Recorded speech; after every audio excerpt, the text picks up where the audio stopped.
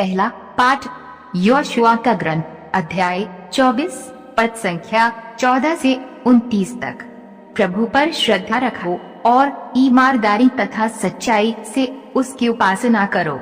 उन देवताओं का बहिष्कार करो जिनकी उपासना तुम्हारे पूर्वज फरात नदी के उस पार और मिस्र में किया करते थे। तुम प्रभु की उपासना करो। यदि तुम ईश्वर की उपासना नहीं करना चाहते तो आज ही ये कर लो कि तुम किसकी उपासना करना चाहते हो। उन देवताओं की जिनकी उपासना तुम्हारे पूर्वज नदी के उस पार करते थे, अथवा अमोरियों के देवताओं की जिनके देश में तुम रहते हो। मैं और मेरा परिवार हम सब प्रभु की उपासना करना चाहते हैं।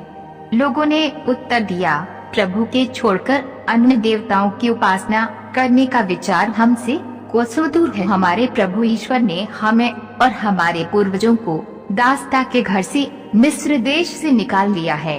उसी ने हमारे सामने महान चमत्कार दिखाए हैं।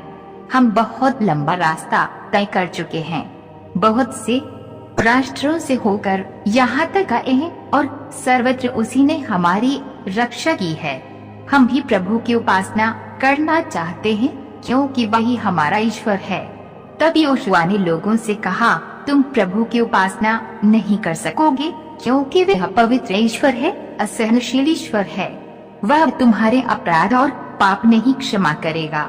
यदि प्रभु को त्याग कर अन्य देवताओं की उपासना करोगे तो यद्यपि वह तुम्हारी भलाई करता रहा, फिर भी वह तुम्हारी बुराई करेगा और तुम्हें नष्ट कर देगा।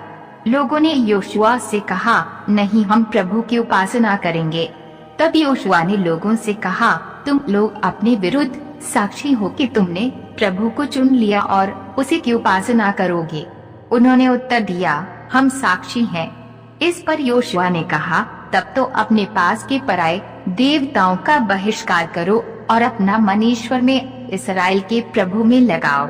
लोगों ने योशुआ को ये उत्तर दिया, हम प्रभु अपने ईश्वर की उपासना करेंगे और उसी की बात मानेंगे।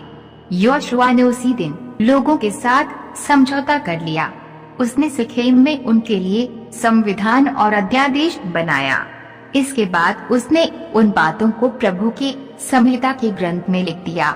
उसने बलूत के नीचे प्रभु के मंदिर में एक बड़ा पत्थर खड़ा कर दिया और सब लोगों से कहा, ये पत्थर हमारे विरुद्ध साक्ष्य देगा क्योंकि इसने उन सब बातों को सुना जिन्हें प्रभु ने हमें बताया। इसलिए यह तुम्हारे विरुद्ध वो साक्ष्य देंगे जिससे तुम अपने ईश्वर को अस्वीकार नहीं करो। इसके बाद योशुआ ने लोगों को अपनी अपनी भूमि में भेज दिया। इन घटनाओं के बाद प्रभु के सेवक नून के पुत्र योशुआ का 110 वर्ष की उम्र में देहांत हुआ। यह प्रभु की वाणी है। सुसमाचार संत मत्ती अध्याय 19 पद संख्या 13 से 15 तक। उस समय लोग ईसा के पास बच्चों को लाते थे जिससे वे उन पर हाथ रखकर प्रार्थना करें। शिष्य लोगों को डांटते थे, परंतु ईसा ने कहा, बच्चों को आने दो और उन्हें मेरे पास आने से मत रोको, क्योंकि स्वर्ग का राज्य उन जैसे लोगों का है। और वह बच्चों पर हाथ रखकर वहां से चले गए। यह प्रभु का पवित्र सुसमाचार है। मनन चिंतन। स्वर्ग का राज्य बच्चों के समान लोगों का है। हमें में से हर एक व्यक्ति स्वर्ग में जाना चाहता है और प्रभु यीशु हम सभी को बताते हैं कि स्वर्ग में प्रवेश करने के लिए हमें बच्चों जैसा बन जाना, अर्थात हमें बच्चों के समान मनोभाव होने की जरूरत है। बच्चों का दिल और मन साफ रहता है और वे हमेशा माता पिता पर निर्भर रहते हैं। ठीक उसी प्रकार हमें भी अपने मन को निर्मल बनाए रखने की जरूरत है तथा हमारे जीवन को ईश्वर पर निर्भर रखने की जरूरत है। बाइबल पाठ सुनने वाले सभी विश्वासी को यीशु की आशीष मिले।